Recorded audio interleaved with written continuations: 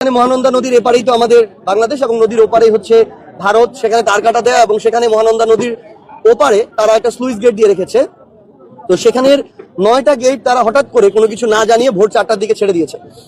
তো এভাবে হঠাৎ করে ছেড়ে দেওয়ার কারণে ওই যে নদীর পানির যে ঢেউ, এই ঢেউয়ের কারণে আমাদের একটা গ্রাম একদম সংকটপূর্ণ অবস্থায় পড়ে গেছে। সেখানে বিশাল একটা ভাঙন সৃষ্টি হয়েছে এবং রোড পর্যন্ত পাড়টা ভেঙে গিয়ে রোড পর্যন্ত পানিটা চলে এসেছে, ঢেউয়ের চেয়ে পানি। তো আমাদের ওখানে গিয়ে দেখে যেটা মনে হয়েছে যে এটা যদি এভাবে চলতে থাকে আজকে রাতের মধ্যে এটা আমাদের যে রোড, সেই রোডে এটা আঘাত করতে পারে এবং রোড ভাঙলে তারপরে কিন্তু বাড়ি ভাঙা শুরু করবে। তো আমরা আসলে ভারতকে আমাদের জায়গা থেকে একটা জিনিস বলতে চাই, তারা যদি আমাদের প্রতিবেশী রাষ্ট্র হতে চায় তাদের আচরণ প্রতিবেশী রাষ্ট্র মতো হইতে হবে। তাদের মন চাইলো তারা একটা নদীর স্লুইস গেট দিল, মন চাইলো আটকে রাখলো, মন চাইলো ছেড়ে দিল। মন চাওয়া অনুযায়ী যদি কাজ করে তাহলে বাংলাদেশের মানুষের মনে anti Indian sentiment day by day আরো প্রকট হবে। এবং আমরা মনে করি আমাদের জায়গা থেকে যে এটা দুই রাষ্ট্রের সম্পর্কের জন্য কোনো পজিটিভ কোনো বার্তা দিবে না। আমরা তাদেরকে স্পষ্ট করি, আপনাদের আচরণ যেন প্রতিবেশী রাষ্ট্রের উপরে হয়। এই নদীগুলো কিন্তু আন্তর্জাতিক নদী। এরকম অনেক নদী আছে যেই নদীর উৎপত্তিস্থল আপনার এখানে না, উৎপত্তিস্থল ধরেন নেপালে, ভুটান, এরকম অনেক নদীও আছে। অনেক নদীর উৎপত্তিস্থল চায়নায়। তারা যদি তাদের জায়গায় এই কাজগুলো করে, আন্তর্জাতিক প্রোটোকল বা আইন না মেনে, তাহলে আপনাকে ওই সমস্যার মধ্যে দিয়ে পড়তে হবে।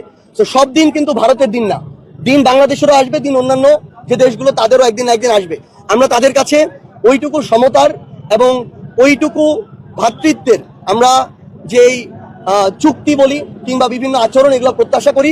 এবং একই সাথে তাদেরকে স্পষ্ট করে বলি, যতদিন না তারা তাদের জায়গা থেকে শেখ হাসিনাকে বাংলাদেশে ফিরিয়ে দিচ্ছে, বাংলাদেশের মানুষের সাথে, বাংলাদেশের সাথে তাদের আচরণ যেভাবে তারা প্রত্যাশা করে, যেই সেন্টিমেন্ট বাংলাদেশে তারা প্রত্যাশা করে, এটা তারা কখনোই পাবে না।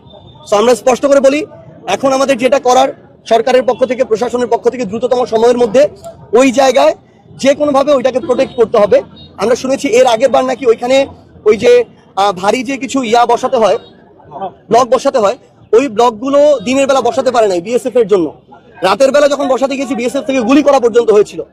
বাংলাদেশের মাটিতে আমার নদীর পারে আমি এখানে ব্লক দিব আর ওরা গুলি করবে, এই সাহস যদি এবার তাদের জায়গা থেকে বিএসএফ করে, বাংলাদেশের বিজেপি বলেন, বাংলাদেশের মানুষ বলেন, এটার উপযুক্ত জবাব দিবে।